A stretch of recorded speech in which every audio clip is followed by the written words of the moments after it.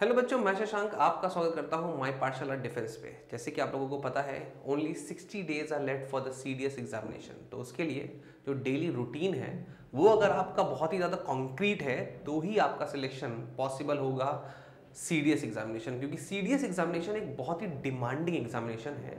और सबसे खास बात क्या होती है कि ये जो एस्पिरेंट्स हैं, इन एस्पिरेंट्स को पहले तो ये देखना है कि उन्हें हार्ड वर्क तो करना ही करना है, स्मार्ट वर्क उसके साथ करना है। हार्ड वर्क तो है ही है, लिबोरियस तो रहना ही है, पर उस लिबोरियसनेस को कैसे हमें स्मार्ट हार्ड वर्क में लेके जाना है ये हम लोगों को समझना है। और उसके लिए डेली रूटीन आपको समझना होगा। जब मैंने अपना सीडीएस का एग्जाम दिया था तो मैंने एक फिक्स शेड्यूल को फॉलो किया था, क्योंकि बच्चे आखिरी के 60 डेज में बहुत कंफ्यूज हो जाते हैं। कंफ्यूज इसलिए क्योंकि सोर्स बहुत ज़्यादा है और समय बहुत कम। तो किस तरीके से अपने माइंड को कॉन्सेंट्रेट रखना है उसी पर आज हम लोग चर्चा करने वाले हैं। तो इस वीडियो को अंत तक जरूर देखिएगा। तो जैसे कि आपको पता है कि लिखा है कि daily routine to crack CDS in 60 days. तो क्या हो सकता है डेली रूटीन? देखिए, सबका अपना रूटीन जो होता है अलग अलग होता है, बट जो मेरा रूटीन था, अगर आप उसको फॉलो करना चाहें तो उसको फॉलो कर सकते हैं। उसमें सबसे पहले जो चीज़ आती है, आपको अपनी एक टाइमिंग बनानी है। आपको 6 o'clock से 7 o'clock के बीच में कुछ रनिंग करनी है। चाहे वो थोड़ी बहुत स्पॉट जॉगिंग हो सकती है, चाहे तो आप क्या कर सकते हैं, आप चाहे तो थोड़ा बहुत वॉक कर सकते हैं, चाहे तो आप थोड़ा बहुत रनिंग, फास्ट रनिंग कर सकते हैं। आपको 1 आवर जो है वो रनिंग, मेडिटेशन और अपने फिजिकल स्ट्रेंथ को बढ़ाने के लिए करना है, फोकस बढ़ाने के लिए करना है। मेनली ये जो 6 to 7 है ना, और ये जो टाइमिंग है ये बहुत इंपॉर्टेंट है। आप इसको 5 to 6 भी कर सकते हैं, 6 to 7 भी कर सकते हैं, बट इससे आगे मत लेके जाइएगा, ठीक है। कोशिश करिएगा कि आप इसे 6 to 7 में करें, जिससे कि एक ये एक्यूरेट टाइम होता है। माइंड फ्रेश रहना चाहिए, और माइंड फ्रेश करने के बाद जब आप 7 से 8:30 आप याद रखिए रिवीजन करिए। जो भी आपने प्रीवियस डे में पढ़ा है उसका रिवीजन करिए। रिवीजन मोस्ट इंपॉर्टेंट है। इसके बाद जैसे आपने रिवीजन कर लिया है, हाफ एन आवर का आपने ब्रेक लिया, और उसके बाद 9 to 11 जो है एक मॉक लगाइए। और वो मॉक ध्यान समझिएगा, जब आप स्टार्ट कर रहे हैं मतलब कहने का क्या कि अगर आप 60 डेज में अपने फर्स्ट डे या सेकंड डे किया है तो फर्स्ट और सेकंड डे से ही शुरू करिएगा। और मॉक सबसे पहले लगाइएगा इंग्लिश का मॉक लगाइएगा फुल। आपके पास 2 आवर्स रहेंगे, आपको उसे मॉक को करना है। और मॉक करने के बाद अगर आप ऑफलाइन मॉक कर रहे हैं तो फिर आप क्या कर सकते हैं कि एक OMR जो है नेट से निकाल सकते हैं। OMR को आप पूरी तरीके से जैसे आप वहां पे एग्जामिनेशन देने वाले हैं वैसे ही करिएगा। OMR निकाल लीजिएगा और पेपर को निकाल लीजिएगा। और पेपर को निकालने के बाद OMR में उस तरीके से बबल्स भरिएगा जैसे आप वहां भरने वाले हैं, ठीक है। आ रहा है समझ में ये चीज? चलिए, तो ये एक चीज करनी है। उसके बाद क्या करना है, वो जो मॉक है वो मॉक आपको नहीं चेक करना। पहली चीज तो याद रखिए, आप खुद उस मॉक को मत चेक करिएगा। वो जो बबल्स आपने भरे हैं उसको चेक करवाइएगा अपने टीचर्स से, अपने पेरेंट्स से, या जिससे भी आप करा सकते हैं कि बोले ये आंसर्स की हैं और ये आपके चेक हैं। और वाइल वो चेक कर रहे हैं उस आंसर्स को, तब तक आप थोड़ा सा रिलैक्स हो सकते हैं। रिलैक्सेशन के बाद जैसे ही वो चेक होकर आ जाता है, मैं मान लेता हूं कि 1 घंटा लग जाएगा उनको चेक करने में, तो 12 से 2 o'clock, ये 12 से 2 o'clock जो है ये आपको एनालिसिस कर रहा है। एनालिसिस करना है कि आपका जो एग्जामिनेशन है वो कैसा गया मतलब कहां कहां गड़बड़ हुई। एक एक क्वेश्चन को उठाना है और एक एक क्वेश्चन को आपको उठाकर उसे देखना है कि हाँ, मैंने ये जो क्वेश्चन किया है सही है या गलत है, और या मैंने उसमें तुक्का मारा था। इन सारी चीजों को एनालाइज करना है। एनालिसिस जो है ये मोस्ट इंपॉर्टेंट है। और मोस्ट इंपॉर्टेंट क्या रहेगा, नोट पॉइंट कर लीजिएगा इस पॉइंट को कि एक दिन में एटलीस्ट फर्स्ट 10 डेज नोट करिएगा, ओनली वन मॉक आप लगाएंगे।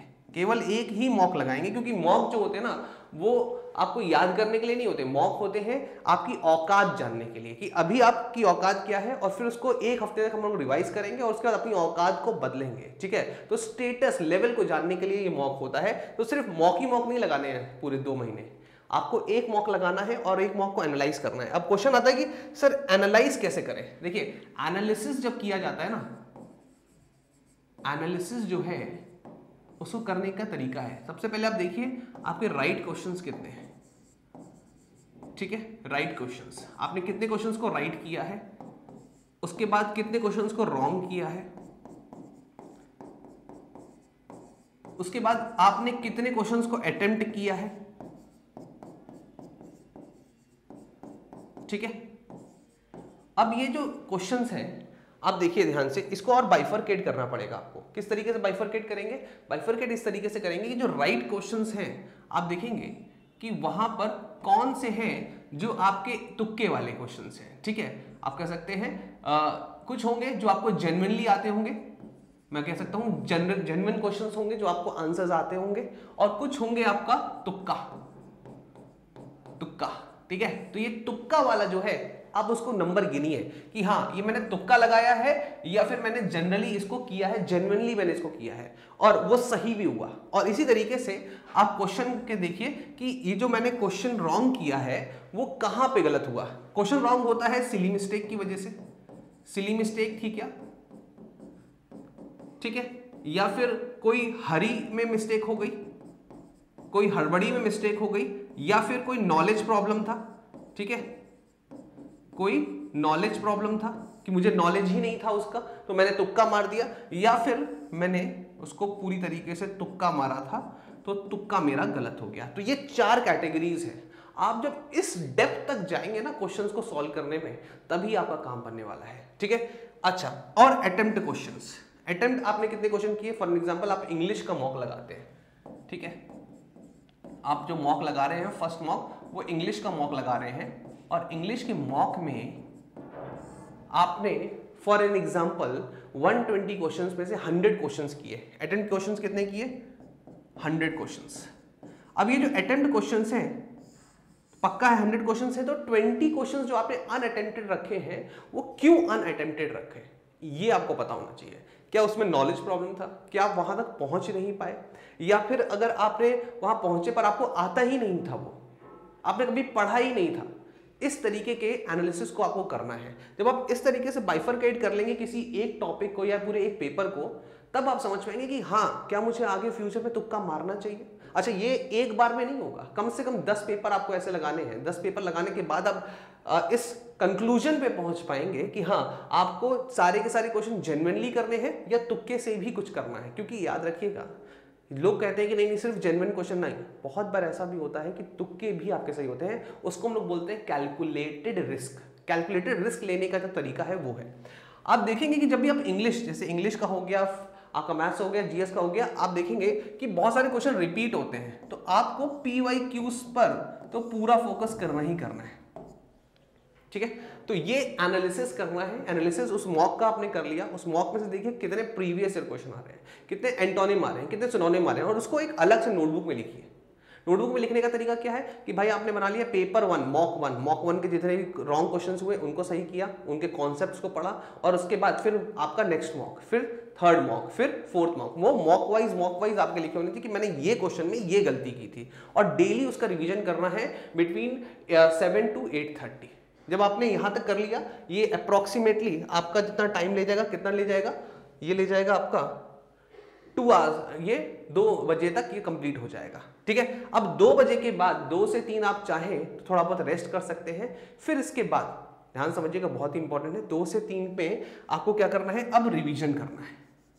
इसमें क्या कर सकते हैं, 3 से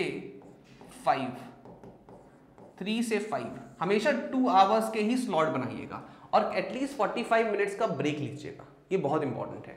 2 आवर्स का स्लॉट इसलिए क्योंकि आपका एग्जामिनेशन जो है ना वो 2 आवर्स का होता है, तो आपका माइंड उस तरीके से ट्रेन होना चाहिए कि आप कर रहे हैं 2 आवर्स की पूरी प्रैक्टिस। फिर 2 आवर्स जो है आपको मैथ्स लगाना है।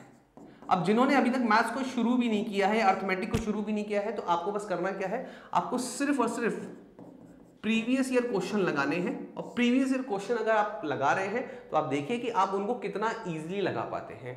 और प्रीवियस ईयर क्वेश्चन में जब आप लगाएंगे ना उसको डेली बेसिस पे, तो आपको पता चलेगा कि बहुत सारे क्वेश्चन रिपीट हो रहे हैं, कॉन्सेप्ट रिपीट हो रहे हैं।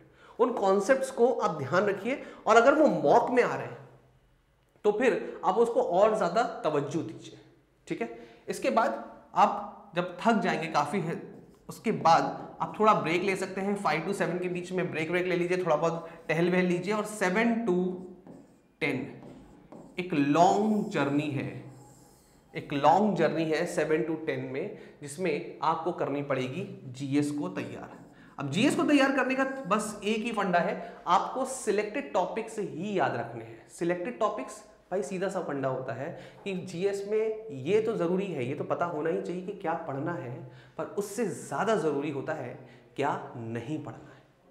तो अभी मैंने आपको सिर्फ 6 से लेके 10 तक का शेड्यूल बताया है कैसे पढ़ना है, क्योंकि 60 डेज में आपको सब कुछ छोड़ छाड़ के पढ़ना पड़ेगा, वरना आपका पूरा सिलेबस नहीं हो पाता, क्योंकि सिलेबस काफी बड़ा है। ठीक है, अब जीएस में आपको करनी है सिलेक्टिव स्टडी, सिलेक्टिव स्टडी। और ये जो सिलेक्टिव स्टडी है सिर्फ जीएस में नहीं बल्कि करनी तो सभी में है, पर ज्यादा फोकस किस पे रखना है, जीएस पे, क्योंकि जीएस का बच्चों का इंडिविजुअल कट ऑफ तक नहीं निकलता है। और सिलेक्टिव स्टडी से मैं आपको एक गारंटी दे सकता हूं कि आप इंडिविजुअल कट ऑफ तो निकालोगे ही निकालोगे, बजाय उसके और अच्छे स्कोर करोगे जीएस में। और वो सिलेक्टिव स्टडी क्या होती है, उसमें आपको टॉपिक्स पता होने चाहिए, वो मैं आप लोगों को बताऊंगा। आने वाली मेरी वीडियोस जो होंगी उसमें मैं जीके का पूरा जो करंट अफेयर में कौन कौन से टॉपिक्स हैं, और उसके बाद अलग अलग जो स्टैटिक के जो सब्जेक्ट्स हैं उनमें कौन कौन से इंपॉर्टेंट टॉपिक्स हैं, सिलेक्टिव टॉपिक्स हैं, उनको निकाल कर मैं वीडियो बना दूंगा, जिससे कि आप उन्हीं टॉपिक्स को पढ़कर जाएंगे तो भी काम बन जाएगा आपका। ठीक है, तो ये पूरा का पूरा एक डेली रूटीन है जो आपको फॉलो अप करना है एटलीस्ट 60 डेज के लिए। 10 o'clock शार्प आप कह सकते हैं कि 10 से 10:30 के बीच में आपको सो जाना है, और 8 आवर्स की स्लीप आपको रेगुलरली लेनी है, वरना आपका माइंड जो है काम करना, एफिशिएंटली काम करना बंद कर देगा, और जो आउटपुट निकालना है वो नहीं निकल पाएगा। अब आपने बोला सर ये तो बहुत ही इजी हो गया, ये तो नहीं बेटा, ये इजी नहीं है। आपको लग रहा होगा ये इजी है, दिस इज द की, ये रिवीजन की ही जो है वो की है। आपने जो मॉक लगाया है इसको आपने यहाँ पे एनालाइज किया, और एनालाइज करने के बाद फिर अगले दिन जब आप ये रिवीजन कर रहे हैं 1.5 घंटे का, यही की है, और इसको अगर आपने छोड़ दिया, इसको आपने बंद कर दिया, तो आपका सिलेक्शन बहुत मुश्किल हो जाएगा। तो ये छोटा सा आपका डेली रूटीन था जो आप लोगों को पता होना चाहिए था with respect to the preparation of CDS. और इसी तरीके के छोटे वीडियोस मैं आप लोगों के लिए लेकर आऊंगा, जिससे कि आपको मैं बता सकूं कि हाँ 60 डेज में किस तरीके से सीडीएस को प्रिपेयर करना है। तो मिलते हैं नेक्स्ट वीडियो में, तब तक के लिए गुड नाइट, जय हिंद।